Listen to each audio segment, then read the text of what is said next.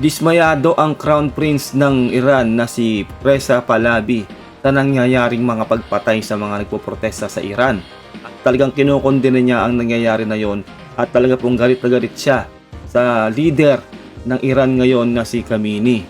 Para po sa konteksto ng ating reaction video, panoorin po natin ang video to. Let's do this. Here with more, the leader of the Iranian opposition, the Crown Prince, Prince Pahlavi is with us. Reza Pahlavi, good to have you back, sir. Thank you for being with us. You were on this program last week, and I think it should be noted that your comments on this show went viral all over Iran with an incredible response. I was able to see a lot of it. What feedback have you gotten? Well, Sean, the latest interaction I've had with fellow compatriots, I had a few FaceTime discussions directly with the young, brave people off the street telling me about the situation. The level of massacre has been unbelievable, unfortunately. The regime is, with no pity, using military machinery, AK-47s to shoot to death protesters. Morgues are overfilled. Despite all of that, these brave kids are still on the street. A doctor reported to us that she had a young patient that came in with her face being shot, bullet-ridden. And she told the doctor, patch me up, I want to go back to the streets. Diba, grabe no, kahit ganun na yung nangyayari sa kanila, talagang gusto pa rin nila bumalik sa kalsada para magprotesta, para talagang ibaba o patalsikin ang rehimen ni Khamenei. Ganyan po ang mga puso ng Iranian people. No, grabe po. Massacre po talaga daw ang nangyayari ngayon sa Iran. At yun nga, yung sinasabi na 500 na mga namatay ay hindi daw totoo yun. Baka sakaling mas malala pa o mas marami pa. Dahil nga po meron pong internet blackout sa Iran at news blackout din. Hirap po talaga kumuha ng total facts na bilang kung ilan talaga ang mga namatay na. Kaya ngayon ng mga mamamayan po ng Iran ay talaga pong gusto ng patalsikin ang rehimen ni Khamenei. Sobra na po ang ginagawa. Kaya nga po to the rescue na po talaga dito ang Amerika. I'm going to keep fighting until we are saved. And I want our leader, Reza Pahlavi, to return home to save us all. This is the level of commitment you see in Iran today. It's really, it has attracted the awe and admiration of the whole world. But the decisive element that everybody's waiting for is when will the cavalry arrive, because we can only hold the Alamo for that much amount of time. So it's very critical, the timeline of when, as the president promised, and part of the reason they are still on the streets fighting is they believe that this president is committed to do what he promised he will. Reza, let me ask you, the president himself has said we are examining very strong options regarding Iran. I will make a decision. He talked about the protesters that have been shot. He has been briefed on ways to hit them if they continue to kill innocent people. Are you hearing the reports I'm hearing? And that is that the morgues are overflowing, people shot in the head, that the Iranian Revolutionary Guard is assassinating people in the streets of Iran. So legit po talaga na talagang malala na ang nangyayari sa Iran. At legit din po na talaga pong yung mga mamamayan po ng Iran ay halos talagang humihingi na talaga ng saklolo. No, kaya itong si President Trump ngayon ay nanggigigil na din dito sa leader nga po ng Iran. At talaga pong sinasabi niya po, no, talaga pong yung Iranian leader ay talagang nagko-cross na raw ng red line. No, talagang magdidesisyon na malapit na magdesisyon nitong si President Trump. Ina-analyze na lang po ng mabuti kung paanong diskarte ang gagawin nila sa pagpasok dyan sa Iran. Are you hearing that the hospitals are overrun? Absolutely, but there's something else that I think is not being covered or said. We have tacit intelligence reports that a number of people, they have started a process of connecting with us, those who want to defect, that despite the regime hard crackdown, many have refused to show up for work, feigning health reasons or whatever, because they don't want to crack down on people anymore. More than 5,000 elements that belong to the military and paramilitary forces refuse to go back to their posts, so they don't... Diba? Pati po talaga yung mga military na po ng Iran ay marami na ang hindi na pumasok o nag-report sa kanilang trabaho. dahil hindi na nila masikmura ang ginagawa o nagagawa nila sa mga lokal, no, ng Iran. Sobra na po talaga. As in, malala na ang patayan na nangyayari po doon. Kasi, syempre po, inosenteng tao po yung mga yan. Kumbaga kaya sila nagpoprotesta para lang po ilaban ang kanilang karapatan. No, at gusto na lang ibagsak na talaga ang kanilang leader.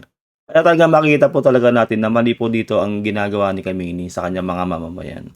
Don't have to be faced with the duty to crack down on people. This is the beginning of the end of the regime Ayun na nga. that is hoping to buy Ayun some na nga, this is the beginning of the end of the regime. 'Di ba? Simula na po ang pagpagsak ng rehimen ni Khamenei. Crown Prince po ang nagsabi yan na Crown Prince po ng Iran yan. No, kaya ito po talagang legit na talaga pong mali ang ginagawa ng gobyerno ng Iran sa kanyang mamamayan. time. They know they're on their way down. The decisive blow can be the game changer and the knockout punch to this regime. And we are trying to save lives here at the same time, Tama. Sean. There's unnecessary lives being lost, and we can prevent that from happening by dealing this regime the decisive blow. We are doing our part. The Iranian people are doing their parts. And hopefully this time there will be the measures taken to finally cut off the stake's head and get rid of this regime who has been nothing but a problem not only to Iranians but for the security of the world and peace in the region. I think we have this. Tama yung sinabi niya, peace of the world din. Kasi nga tong Iran nga talaga, tong gobyerno ng Iran ngayon, ang numero uno rin na nagdudulot po ng kaguluhan sa mundo, lalo na po dyan sa Middle East. Alam niyo naman po ng history ng Iran, di ba? Kalaban din nila yung Israel. Marami talagang ginagawang kabalbalan tong gobyerno ngayon ng di ba, ng Iran. Kaya, yun nga, kailangan magmadali na raw talaga na ma-save ang Iranian citizens o yung mga lokal ng Iran na inosente. 'Di ba? Kaya sana talaga itong si President Trump makapag-decide na rin talaga bago pa po talaga dumami ang mga mamatay diyan. No, bagamat sabi nga ng iba ay pangingialam na yan, pero kasi kailangan dito ng sympathy, kailangan dito ng humility. No, kumbaga ang lokal po ng ng Iran, yung mga mamamayan ng Iran ay wala pong laban sa kanilang gobyerno kung tutuusin. 'Di ba po, wala naman po silang ganung power, lalo po ng armas para makipagsabayan sa gobyerno ngayon ni Khamenei. No, kaya nasa na kay Trump na po 'yan kung talaga pong papasukin niya ang Iran dahil sobrang na pong dami ng mga namatay dito. Golden opportunity now. The regime is on the brink of collapse. Tama. Let's push it over the cliff and be done with them. Yun na nga, 'di ba? Golden opportunity na nga daw, na ngayon na daw. Kailangan na daw kumbaga tapusin ang rehimen ni Khamenei. 'Di ba? Ganun po ang sinasabi ng Crown Prince na si Pahlavi. You know, you tweeted out that Senator Graham, who will join us in a minute, is right. President Trump is not President Obama. You said specifically, we're not looking for American boots on the ground at all, but how meaningful have President Trump's words been to those that are rising up against this tyrannical, Islamic fascist regime? Well, there's a reason, Sean, that people are naming sub-streets after the president's name. They know he's not a Barack Obama. They know that he is not going to be a president that will throw them under the bus as they have been before. And that's really the spirit on the streets right now. And I believe Nakumpara pa kay Obama si Trump. Yung pala si Obama dati pala, kumbaga pinaasa, no? Yung Iranian people ay napaasa lang pala ni Obama noon.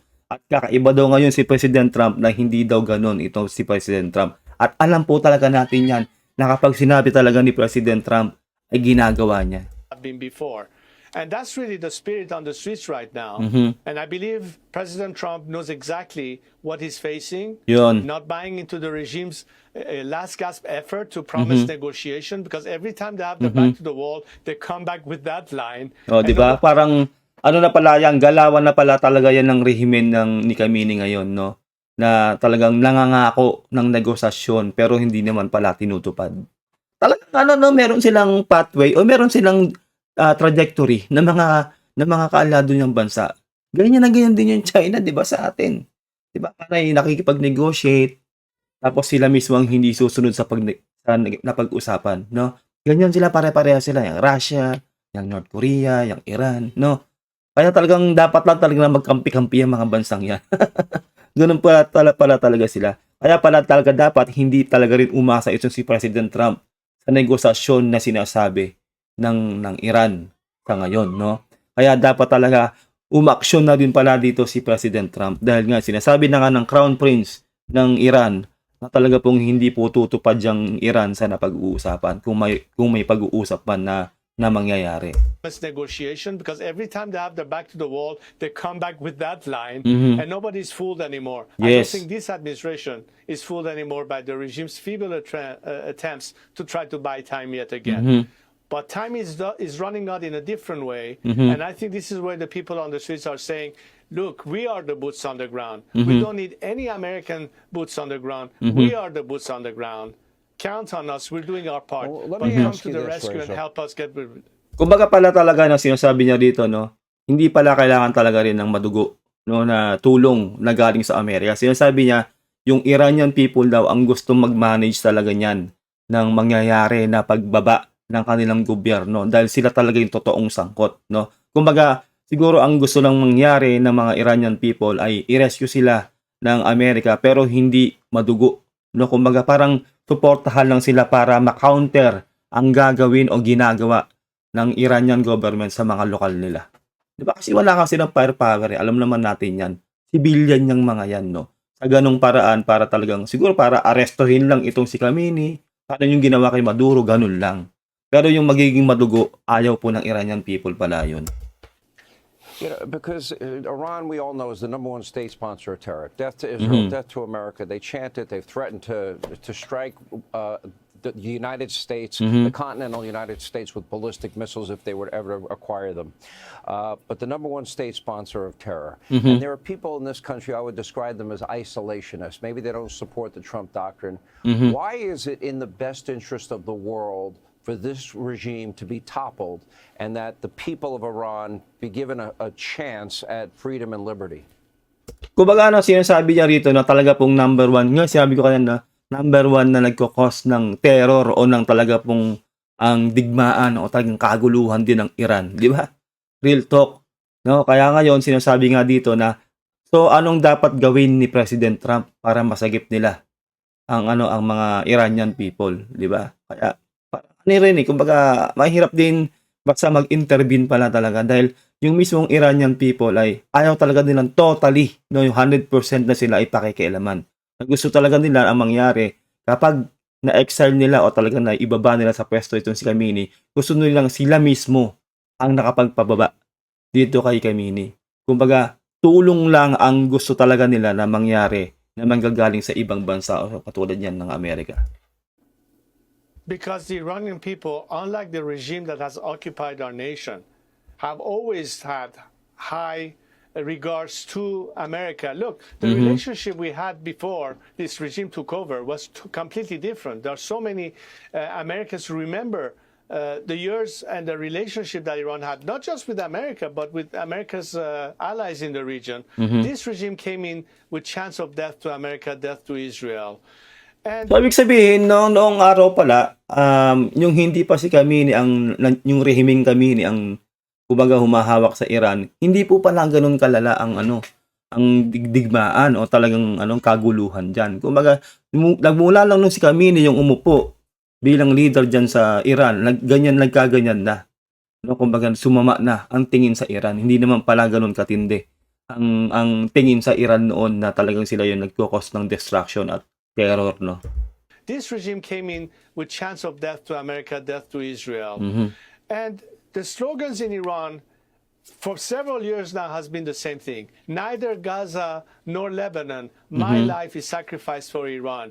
They lie to us when it's and our enemy is America. Our enemy is right here. These are the slogans that people in Iran have been chanting for years. Okay, so yun pala, no? Kumbaga, yung gobyerno ng Iran, kumbaga nagsisinungaling sa Iranian people. Kaya pala nagkaroon ng, kumbaga, death to America, death to Israel. Kumbaga binubulag nila yung ordinaryong mamamayan na sinasabi nila na kalaban talaga, masama talaga yung Amerika, masama talaga yung Israel.